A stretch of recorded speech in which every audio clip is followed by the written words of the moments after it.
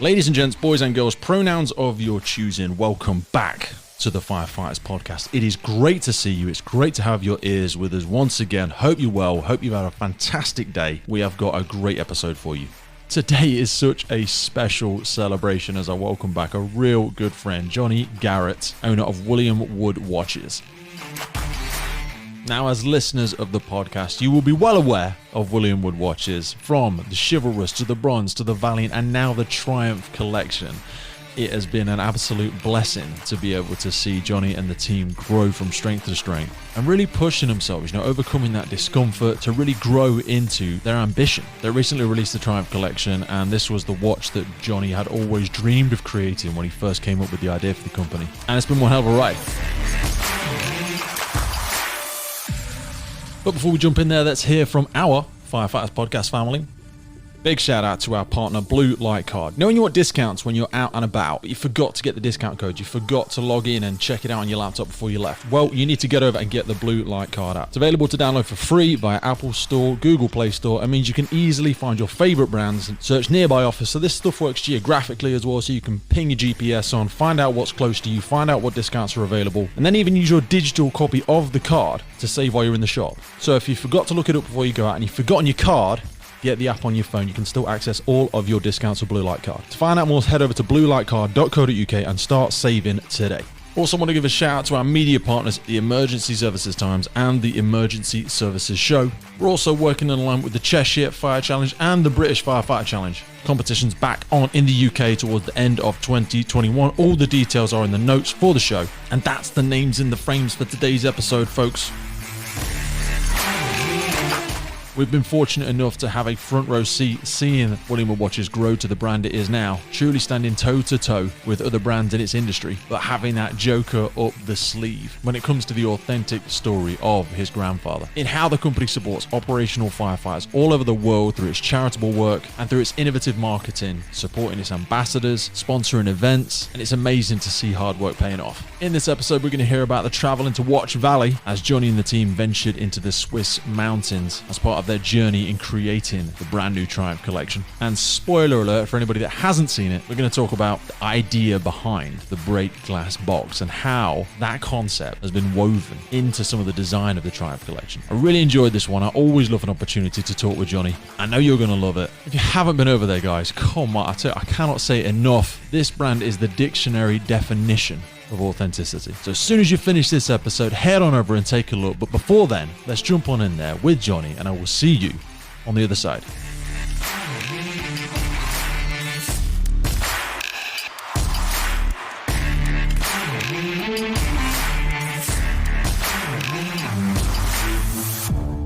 There he is. Hello, mate. Hello, mate. How's it going? Oh, I'm fantastic. God, it looks gorgeous and sunny there as well. It's beautiful here, my man. I'm actually having to blast the light out by the curtain. That's all right. You look like a Bond villain. I feel like Bond you should. Villain? You need a cat and just head into the shadows a bit. It's gorgeous over here at the minute, my man. How are you? Yeah, I'm good, mate. What are you drinking there? Coconut juice or something? No, we've got in here effervescent vitamin C tablet and the electrolytes. And nice. Just in a litre and a half bottle. It tends to be my little blend that I go for at the minute. Litre and a half, I go for electrolyte, and then I put a bit of sea salt in there, and then a squirt of lemon. Okay. Because I don't drink squash or anything like that. Okay. I don't do any sugars. So sometimes I like to get a bit crazy, and I've come up with a random little cocktail. Good lad. Did you ever read a book called Own the Day, Own Your Life by Aubrey Marcus? No. You need to get it. Sounds like a strong title. Mate, it is a strong title. You did well there. This is so up your street. There's loads of stuff in there, and one of the things he speaks about in there is the morning cocktail, and that's kind of what's been the birth of that in the healthy acids for the lemon, and then also just a little bit of vitamin C, always boosting the immune system. But then sea salt, because a lot of us are so constantly dehydrated. So getting that salt first thing in the morning, all those natural minerals, because we lose so much during the night. So get on it. Yeah, it's good that there's a lot of Yanks, a lot of Americans out here who've been drinking Gatorade. They absolutely swear by it, don't they? Because I mean, I don't know how I don't know how beneficial it is, but they say that it has all of the electrolytes and things like that. But you see it on the telly, don't you, where all of the pro athletes in America over their heads, I mean, half of it is commercial, but I do wonder how good it is. But it sounds like you've made your own concoction there, which is better. Yeah. I mean, there's so many things. It's a bit like bulletproof coffee. Gatorade. Yeah. I used to drink bulletproof coffee, yeah. What is it, like 3 or 4 times stronger than coffee? Something like that. But again, it's just something that's been a commercialized version of just healthy fats in coffee and all that sort of stuff. Yeah. Actually, I think what I used to drink was called rocket fuel. Did you have MCT oil in it? I don't know whether you've heard of that one. Yeah, it had those kind of bases in it. Yeah, but it was just a much, much higher concentration of caffeine, basically. Okay. Yeah, exactly. Just made you work like a nutter in the gym. Because I ran out of amphetamines, so I had to just stop mainlining the caffeine. Exactly. Well, that's my baseline. I normally roll out of bed and I hit the amphetamines. Oh, awesome. You're looking really, really well at the minute, man. I wanted to get you back on because, I mean, since the beginning of the year, we've seen obviously the build up to the launch of the Triumph collection, and then people have been messaging into the podcast, and then when it went live, so it was the 1st of March. Yeah, and it's absolutely just rocketed off from our perspective. And I was lucky enough to get a look in on some of the early design stuff, and I thank you for that. And I wanted to go into the depth because the brand itself, when we first came on and we spoke about it, I love the authenticity and I love the creativity that had gone into the straps and the helmet and how you'd interlaced so many aspects of the fire service into the design structure of it. But it seems like it's gone to a whole new level in 2 directions. One direction being the authenticity of watch manufacturing, and I wanna ask you about your adventures into the watch valley, but also then absolutely, you've also gone further into the fire service. I want to, when we come to it, asking you in about the sort of the brake glass box. That aspect was my favorite personally. It's crazy. But start us with an adventure to the Swiss Alps and how that's gone. Yeah, sure. Well, back sort of 4 years ago, we originally went out to Basel anyway in Switzerland. So it's a real shame actually, Pete, because the biggest watch and jewelry trade show in the world was called Basel World. And you'd go to this tiny little sleepy village in Basel in Switzerland, and it would just absolutely pop off every 12 months. So for 11 months of the year, it was just like dead, just with locals in this village. And then every 12 months, it would just absolutely watch officials and brands coming together to display all of their watches. So we went there 4 years ago, and it was funny because that was when all we had was just sketches of the Chivalrous collection, the original one. But I had really fond memories of being out in Switzerland because, just to give you a bit of backstory, actually, it was Britain that used to be the watchmaking hub. Really? So in the 18th century, I don't know if many people know this, but in the 18th century, about 50% of all watches produced were made in Britain, which is crazy. Absolutely crazy. Think about it today. It doesn't actually surprise me, though, because we used to be so rich in our manufacturing capabilities, and also we were at the forefront of a lot of technology. And I'm not saying we've traveled years away from that now, but I do see people like yourself and sort of like Venari and companies like that bringing that manufacturing pride back to what we do. But so many people have taken our sort of template and kind of done it better. So back then we were at least up there. We were up there. We were the leaders. And actually the reason why Switzerland and places like America started to overtake us was because they learned how to mass produce watches, and Britain didn't really want to adapt. They quite liked the feeling of making a watch from scratch, handmade, which I think is quite correct if you think about it. They didn't really just want to mass produce them in a factory. They wanted to build them from scratch by hand. But then when obviously the First and Second World War came, we had to ship off a whole lot of troops, and that was effectively workers who were in these factories. And then that was when there was the biggest insurgence in Switzerland. But in Britain, it used to be pocket watches. And it's funny, we have contemplated, and that might be something in the future, because I think pocket watches are actually really cool. Oh, mate, seriously. So I spoke to a gentleman. Oh, crikey, I hate it now when I say something. I can't remember the guy's name. But yeah, when you look at things like Peaky Blinders and stuff like that, and the resurgence that era has had, I think pocket watches would absolutely, as like a micro niche from William Watt, I think definitely 100%. I think you would get traction with that. Definitely. For people that want to be yeah. able to have that distinction between one or the other, because these are they're functional, but for some people there's still something they want to wear on a nice night out. But I wear this every day, so if I had that next level as well, I feel like I'd love to be that guy. Just taking it out, just imagine that. Oh man, I'd love to. Especially, when we get onto the break glass thing, if you saw that on the back of that would look awesome. That would look really good. Oh, I mean, Pete, but that's the thing with the pocket watch. Actually, just thinking out loud now. Obviously, the key element for us is every time we release a new collection, we've got 4 collections now. It always has to have upcycling in it. So with a pocket watch, it could have some kind of crazy cool element to it, like even the chain made from... The chain. Oh, yeah, exactly. I'm sorry you just said it. Yeah, I was like, mate, there's so many places you could find something like that. Oh, crikey. I'm just trying to think aloud now. For sure. Aspects of the fire service that have that chain aspect to it. You'd find loads. I can't think off the top of my head. But for sure. For example, all of our Acne Thunderer whistles. So our Acne Thunderer whistles that we wear inside our sleeve pockets. Whenever there's an emergency evacuation of a property, you blow your Acne Thunderer whistle down the radio. Now, obviously, we use radios and we use emergency evacuations with our telemetry systems, but way back when, you would just hear constant blasts on these Acne Thunderers, and if you heard it on a fireground, you'd just pull your whistle out and start blowing it, and everybody would withdraw from the building to a place of safety, and they were always on a chain. Start blowing it. And you had something jump in then? Okay, mate, I'm back. Yeah, the funny thing there is, so my partner Aida's here as well, and you connected somehow to the Bluetooth headphones that she has. She sat there watching the phone. Hang on a minute, I'm speaking to Pete now on the Firefighter podcast. And you couldn't make that up. I love her. So I love her. Oh God. She's like, "Are you still working? I thought we were relaxing today. You probably be a should be doing it." We're just like, right, we're just going to tap in a second guest.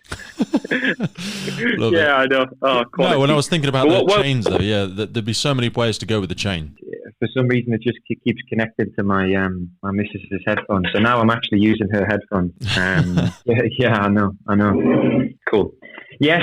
So with Switzerland and the Jura Valley, also known as Watch Valley, it basically goes from Basel to Geneva, and it straddles the whole west coast of Switzerland, and it sort of borders France as well. It's beautiful. I mean, if you think you could choose anywhere in the world to be able to build watches, I just find it so cool that they didn't choose some crazy urban concrete schoolyard. They ended up choosing just this beautiful, beautiful countryside in Switzerland. There is something about those images as well. I don't know if photographers naturally get drawn to the watch industry as well, but I mean, especially when you look across your social media platforms, some of the locales that these things are made, there's something incredibly picturesque about the entire construction process, effectively. Oh yeah, absolutely. I think in a way as well, it almost adds to the prestigious nature of watch development. When you think of Switzerland,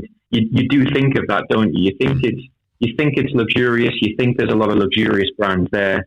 The landscape helps, and this is why when you can compare production from Switzerland to other parts of the world, Switzerland always wins because of all of those different factors.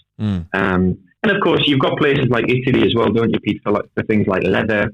When you've got genuine Italian leather. They've got such a prestige when it comes to supercars. There's something about that. Yeah, the supercars, the watches, it falls into that entire luxury brand that even if it was the best manufacturing in the world, with all due respect, if it was made in somewhere, I don't necessarily want to slate any particular area, but it would lose that aspect of it. But I've always seen William Wood Watches' desire to make, and even the watches you come out now, even the Triumph collection, you've made it accessible, such a really, prestige and luxury item, accessible to so many more people. I didn't know if when you took the manufacturing aspect to the traditional, Watch Valley, whether that was going to stay in line with your desire to sort of book a few trends because you sit in a strange tightrope in the middle, you know what I mean? You're always trying to walk that balance between making it accessible to everybody, but with the same caliber and sort of quality make as some of the other brands. Yeah, exactly. And that's the constant battle though, isn't it? Because I mean, at the end of the day, we class ourselves as a British watchmaker. I mean, if we were to bring watchmaking completely back to the UK, the investment is just insane, Pete, because you've got a country like Switzerland who are already ready to go. They've got factories, they've got workshops, they've got 150 years worth of watchmaking history. Yeah. The UK has that, but then it had a bloody massive gap of I guess almost 75 years. And what you'll see when there's watchmakers who actually make their watches 100% in the UK, assembled in the UK, they have to invest. I'm talking double-digit millions of pounds to building their own advanced manufacturing facilities. Crikey. To obviously because we haven't got it.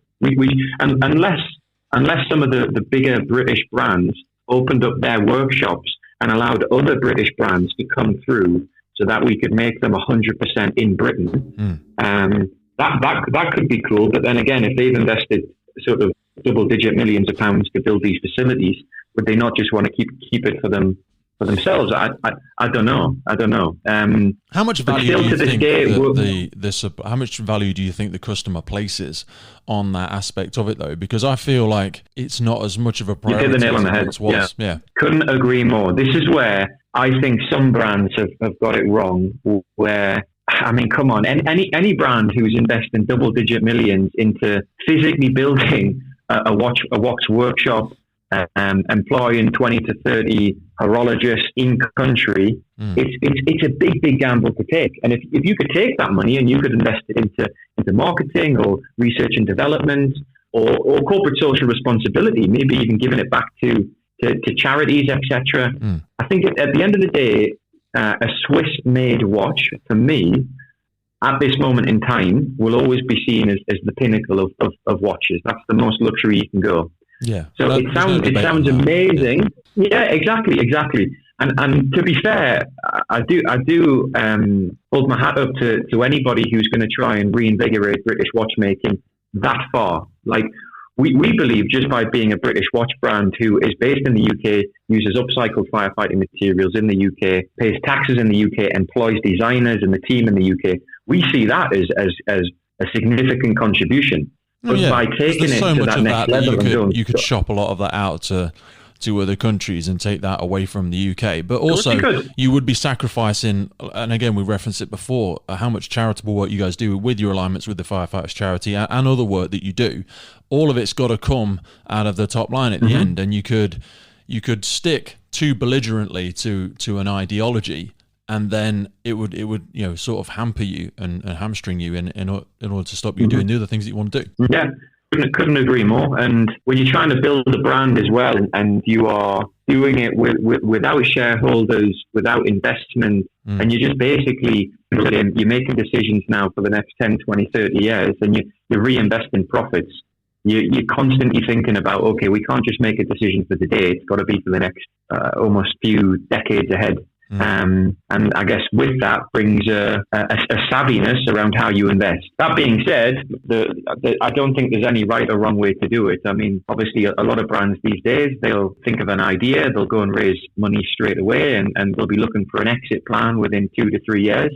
And you'll know it. You'll know the brand as a reputable high street brand within a small space of time because they've been backed by 20, 30 million quid. So yeah. It's just a different way. It's a different way. But how did it work traveling out there, still as the sort of proverbial new kid on the block into Watch Valley and trying to establish yourselves? Because it's still a hell of a punt to be going all the way there and launching the new Triumph collection at the same time. Yeah, it's true.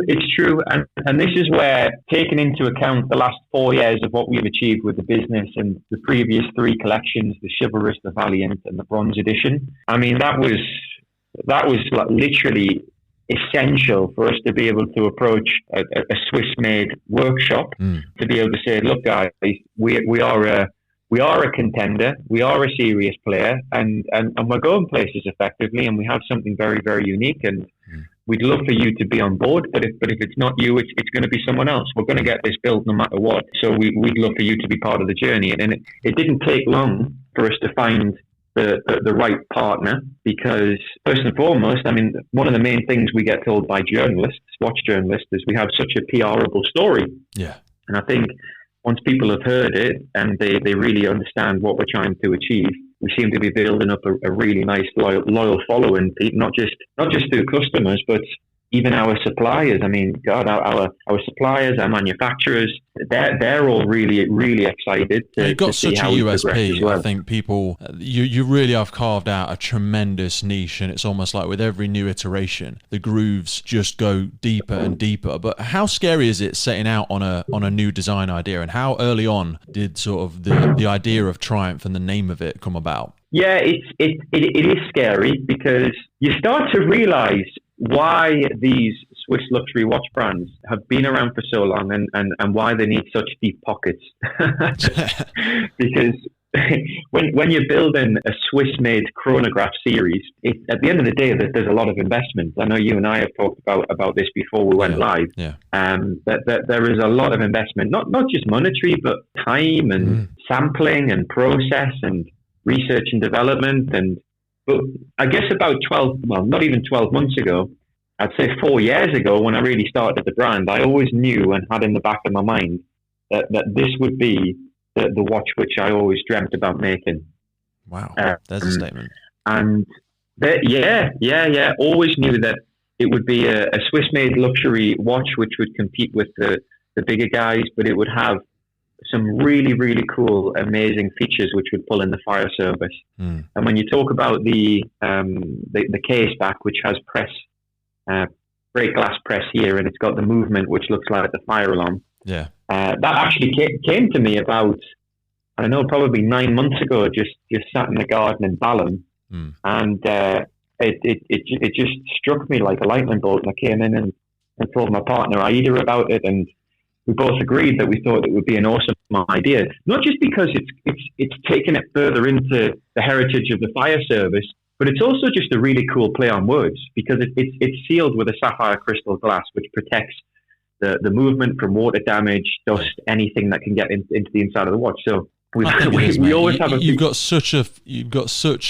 a great way of taking something so conventional that we see in our day-to-day lives and making it so classy. I don't know if it's the overarching brand and the fact that you've gone and shown that you can do it before, but creativity and innovation is a really difficult thing to repeat. By its very nature, it almost suggests it's a one-off spur of enlightenment when you get that sort of lightning bolt strike, and you can't rely on that sitting in the garden every 12 months for the lightning bolt to hit you. And it seems to be having repeated strikes, and this one is it's definitely the best one I've seen yet. I think the hardest part was we had, I guess, a 9 to 12 month period where we were designing it, and everything was really secretive, and we knew in the back of our heads. I mean, you know more than anyone, Pete, as well, when we talk about that sort of negative voice that comes into your head, and we talk about self-development, and you spend 12 months building something, and I remember in the 8-week build-up, we were sort of thinking, God, are people going to like it? Have we maybe gone too far with it? And when we launched it, I mean, it literally blew our expectations out of the water. Which was lovely, just to have that reaffirmation that what we'd thought about and what we've been talking about for the last 12 months was just so well received by the world. How many other people do you have involved in the creative process? Because when I started reading more into it about the heat, oxygen, light aspects of it, there seems such a collision of ideas that have made the design and made the watch what it is. Was that another sort of garden sitting lightning moment, or where did that idea come from? Yeah, so ideas like that, I mean, I can't take anything away from the really close network that I've got around me. And this is where I think people talk a lot about their team and maybe their executive board, but the people that I see as my executive board are my loved ones around me. It's my partner, Aida. It's my family. It's her sisters. It's my friends. When you have an idea like that, they've seen the growth of the brand so much that they just get it. They understand the values. They've seen every single collection. They've pretty much got every single collection. So when you have an idea and a lightning bolt like that one came to me just because there was 3 different colors, and I was thinking, what would be a really cool way to be able to tie that into the fire service? And that's when I thought, well, what about the fire triangle? Heat, oxygen, and fuel. And then again, it's just an idea like that. You chuck it out there to your very close, intimate friends and family and network, and then you just sort of talk it through really. And you think, well, because the one thing you've always got to be careful with luxury is it tacky or is it luxury? And that's really actually quite a fine line. Definitely. So what I we look have at to some of the make big sure we brands do- out yeah. there, and they're when they get covered in diamonds, it might as well be fake. You're like, that's just Exactly, too yeah. flashy. You're like, That's oh, it's just convenient. gaudy and it looks horrible. And they're like, that's £200,000. You're like, it looks rubbish. It looks really horrific. Exactly. It's horrible. Yeah. You know what I mean? I wouldn't be seen dead I in it. know. And you're like, well, you haven't got style. I'm like, mate, that's too much. Yeah, exactly. And you see that so much. But then again, that there is a watch market which service that entire arena, isn't there? Where it's almost like people won't buy watches unless it's got diamonds and 24 karat gold on it, and it's all blinged up. Yeah, and you know what? Actually, a bit of self-reflection. To be fair to them, would I be? You know what? I already know the answer. Would I be as in love with William Wood watches if it didn't have an association with the fire service? No, I probably wouldn't. To be honest, prior to getting one of your watches, I had been gifted a watch maybe 10 years ago, and I had barely worn it because I was worried about scratching it. And it wasn't until I saw, the markings on the straps and stuff like that, where I was like, no, you know what? It's got a bit of rustic about it. It's got a bit of practicality about it. I like this. And it was that aspect that led me into doing it. So maybe, other cultures have those same associations with luxury, and their definition of luxury is shiny and diamonds and flash. So, no, I suppose it's no different. But this is the thing when you're serving the general public, isn't it? In any sector, but especially with a brand. It's unbelievable how different the general public's taste is. Even when it comes to our fire hose straps colours, some people will look at a colour like a yellow, which I think is absolutely awesome, and be like, it's gregarious, I can't wear that, I'd never be able to get away with it. But I love the green and the blue, and I'm more subtle. And some people will obviously be more extreme and say, why would I want to wear a firefighter's watch? I want to have that Rolex, that clean cut stainless steel. And again, this is when you see the more unique and outlandish, the more I like it. I've just are you aware of a company called Wacky Socks? No.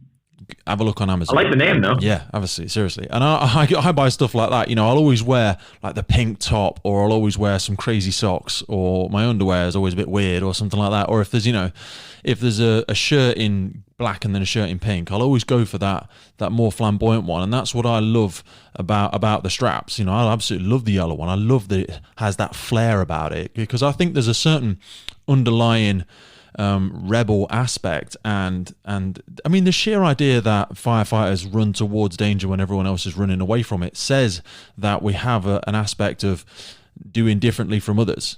Something that other people would consider to be conventional. It's down to us to blaze a trail and go against the norm sometimes. Yeah, exactly. I love the use of blaze a trail. Yeah, we gotta get that one in there, mate. It's not thrown together, Yeah. What's that? There's that other quote. Do not go where the path may lead. Instead, go where there is no path and leave a trail. I like that quote as well. 100%, man. I've got half of them all over my wall. Exactly. Me too. But I'm trying to read that one out loud without it on my wall. I'd say that's a really, really valid point, because firefighters are always breaking the norm, really, aren't they? I mean, when you think about the job in itself, it's not for everybody. It's not for everybody. No. It's unconventional. I think you summed it up. Yeah, you completely summed it up. So to be able to create a watch which is really unconventional as well, I think it's a match made in heaven. Now, talk to me about how the brass cufflinks came into it as well, because that really gives it a real ensemble feeling of being able to have a nice gift, is the way it felt from me, from William Wood watches, and another way for people to demonstrate, without knowing what it is, you wouldn't think when you looked at them, but I thought that was a lovely little addition. Yeah, that all came about because at the end of the day, with this watch, Pete, this is obviously our most prestigious watch yet, and we were trying to think of ways of how can we enhance the offering, and that's why we spent so long, not just on the cufflinks, but the presentation box as well. So for any of the listeners who haven't seen the box, the box is literally taking inspiration from the fire alarm. It's made from genuine Italian leather. it literally has a viewing glass window, which actually looks like a fire alarm with the Triumph Collection visibly. You can visibly see it through the glass. You lift up the box, and then there's an emergency pull cord. And when you pull that cord, you get access to the bottom layer of the box, where you have an upcycled fire hose compartment where you can keep your fire hose straps in. And you've also got an antique brass cufflinks compartment where you can obviously house the William Wood cufflinks too. So that in itself was a journey pulling that together. But the cufflinks was a way of just enhancing the offering, because we've never really ventured into accessories.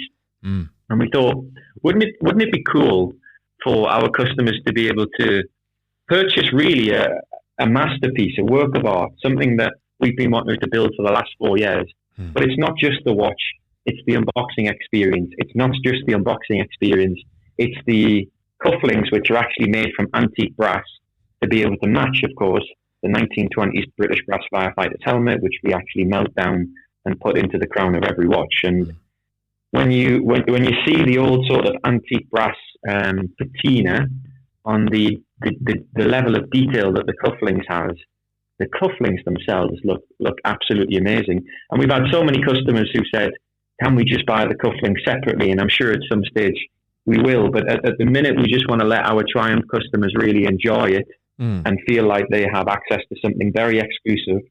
And then we would release the cufflinks. That's a big part of it as well, isn't it? Having that exclusivity, because I've seen the passion that sits within the culture.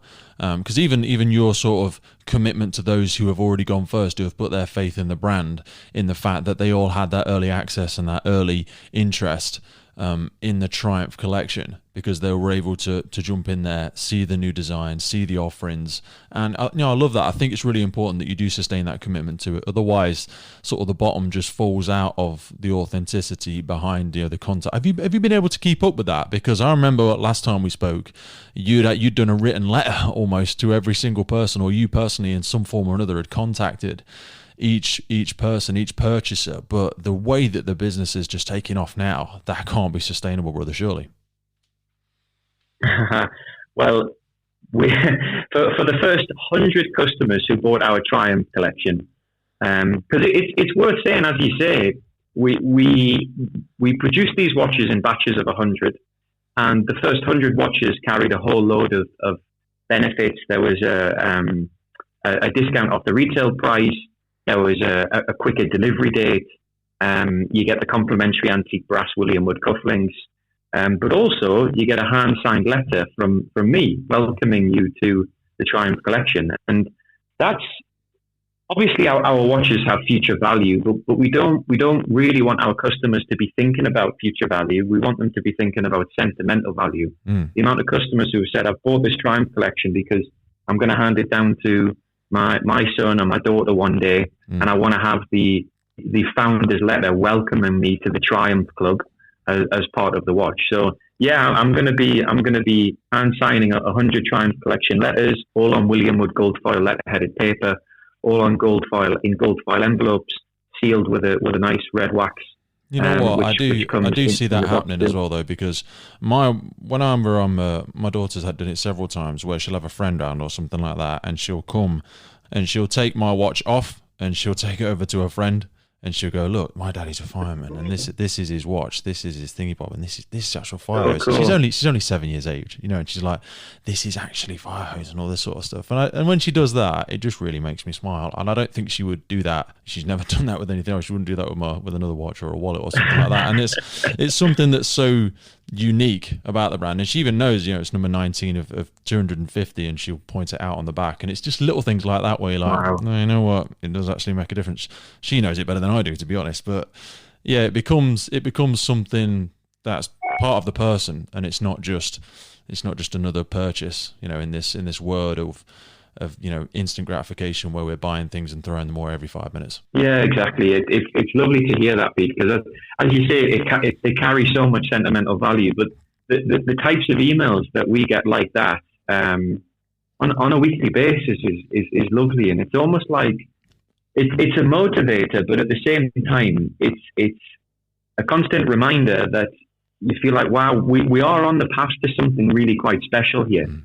And only being 4 years in, when you get feedback like that, you sort of think, well, when we get another 6 years in and we're 10 years in as a brand and we've got more people telling stories like this, because what we also find is our customers not only become our friends, but our ambassadors too. I mean, they're going around and they're talking to their family, they're meeting with their friends, and they're going, hey, have you seen this watch? Have you heard this story? Yeah. And the amount of sort of referrals we get from people who have just worn the watch at a coffee catch up with their friends, and then they'll say, hey, you've got to get one of these. Yeah. And then they'll come to the website and they'll say, oh, well, it was Terry, it was Jim, it was James, who actually got one of these watches just literally 2 months ago, and we want a piece of the action too. I love and that. I think that's the true. It's the true test, that, isn't it? Yeah, you can't buy that. That's marketing that you can't get. Well, that's the thing. And I mean, in this day and age as well, we're finding that marketing is just getting so much more difficult because it's just so noisy. It's just so noisy, isn't it? It's just I couldn't agree more. And I mean, you'll know it as well when you're promoting the Firefighter podcast. You've got people like Apple now. When you do the iOS 14 update, you can now kick out of being retargeted, so that's sending literally ripples through all of the retail sector, because how do we now retarget customers who have really shown an interest in William Wood watches? So now we're having to try and think of other ways to do that. And a big focus for us this year is going to be almost like how do we go away from conventional marketing through social media? And I think really what I want to do is maybe go a bit more old school and go more in person. I've got a plan where I want to really get around fire stations in the UK. And go in person and present the brand to them, because what we find now, Pete, is so we find with our customers that about 80% of our customers are watch aficionados and 20% are firefighters, and we'd love to balance that out more. We want to have more firefighters who are wearing our watches, especially in the UK. It's crazy when you look at our market share numbers in the UK.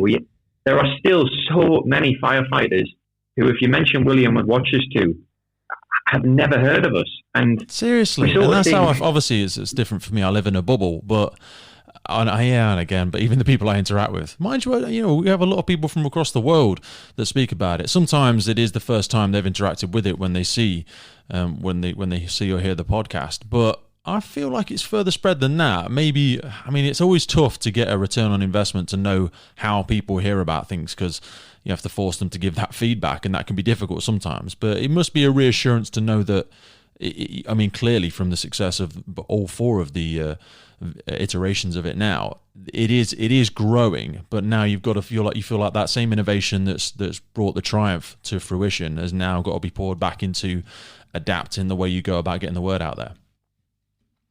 Yeah, you've literally hit the nail on the head. We always knew from the outset that we wanted to be a watch company that could compete with the big Swiss luxury watch guys, and we proved that. It's just I don't think we understood that it would be the majority of our customers being watch aficionados who have maybe 30, 40, 50 watches in their collection, and they bought a William Wood watch because it's just so damn unique. What we want is we want to be supporting firefighters even more. And this is where I think to reach firefighters in the UK, I really think it would be cool just to get some kind of vintage fire truck or some kind of cool fire vehicle and just drive around the UK, drop into fire stations and just show people the watches and just present to the different watches.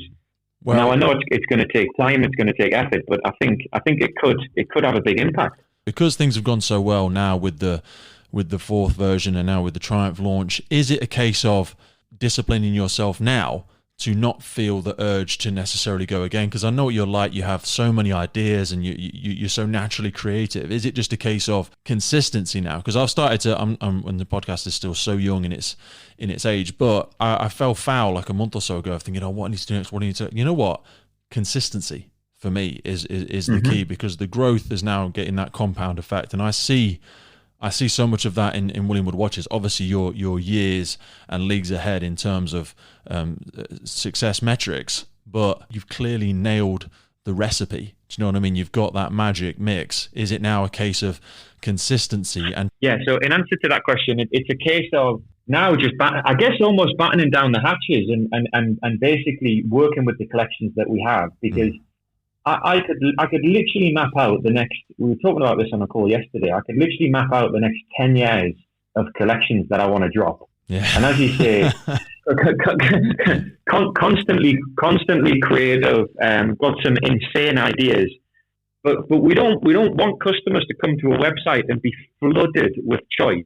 I mean, at the end of the day now, with 4 collections, what we have to do in for the rest of the year is churn. We've just got to be, as you say, consistent. Yeah. You've caught the wave. We've got to sell. Now you've got to ride that wave. Otherwise, you've caught it and you fall straight off because you can't deliver on the promise. You've pitched it well. You've had a great launch. You've had more interest than you anticipated. Now it's head down and deliver. That's exactly it.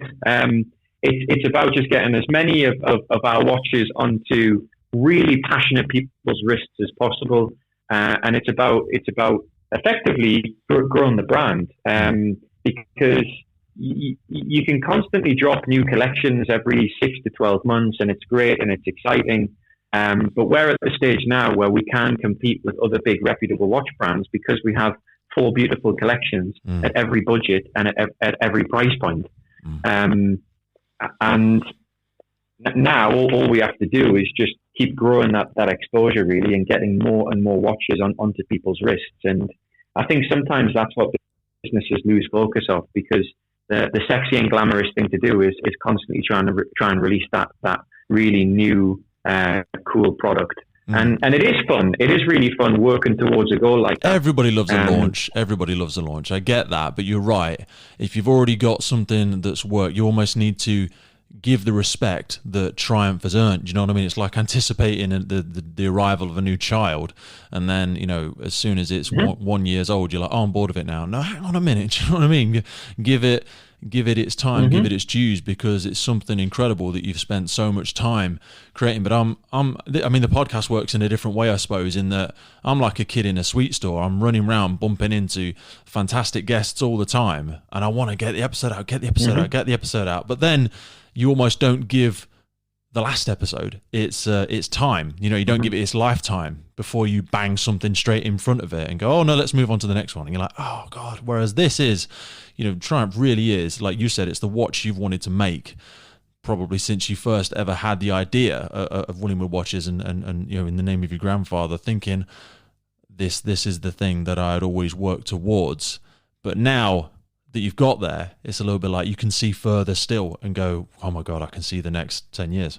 Yeah, it's almost like you have to savor the moment. And I think that's the hardest thing with people who are trying to drive the agenda and grow and take brands and podcasts and different organizations to that next level. Because really a perfect year for us now would be having our 4 collections and just really increasing how many new customers we introduce to the brand. So we're constantly trying to work out ways where we can think of how we can get our customers, who again we see as our extended brand ambassadors, to refer more people to the business. And if by the end of 2021 we've been able to grow how many customers we have and not release a single additional watch to the market, that would be a dream for us. But what we're trying to do now is really be seen as one of the go-to British watch companies, not just in the firefighting space or the rescue service space, but the go-to British watch company, which makes you think these guys are authentic, they're cool, they're doing something different, they hold customer service at the pinnacle, and they give back. And I want to feel good about making a purchase.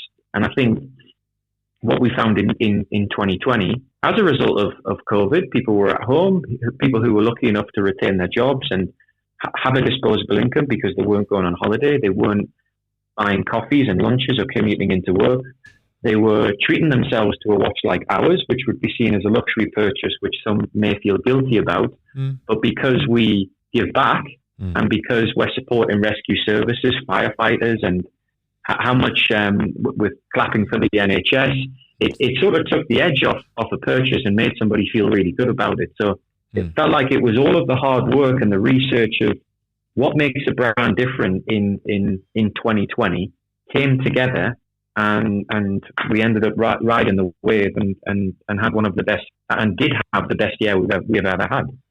It's absolutely incredible, mate. I've loved watching this year, and I cannot wait to see all the brand ambassadors that are yet to come, and to see the Triumph, truly flourish and achieve the potential and beyond what you had envisaged for it and what I see it come. To see it triumph. That's it, baby. You know it. Jonny, thank you so much for coming back on the podcast today, my man. I really enjoyed it. Send my love to the good lady. I'm sorry I wasn't able to speak to her for a little bit longer. I know you cut us off quite soon, but I'm sure I'll talk to her later. It's all right. Good man, yeah. I should have just let her jump in and just take the final 40 minutes. She did. She was like, "Oh, is that Pete? Is that Pete? Yeah, no, tell him I'll call him later." I was like, yeah, yeah, exactly. Yeah. He's on the next show. Well, send love to everybody, okay, mate, and I look forward to seeing you soon. All right. You too. Take care, brother. Okay, mate. See ya. Bye.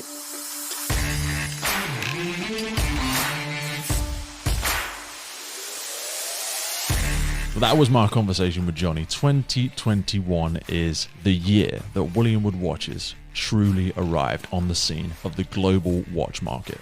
I just feel like the idea of William watches has been like this volcanic eruption that has happened in the seabed of the fire service, and it's slowly risen to the point it's at now, where with the release of the Triumph collection, it's broken through the surface for everybody to see and recognize it as such an incredible brand with a leader like Jonny who conveys such passion. Cannot wait to see what they do next. But whatever it is, as a listener of the podcast, you are definitely going to be the first ones to hear. So thanks for coming back, thanks for tuning in, and I will see you soon right here on the Firefighters Podcast.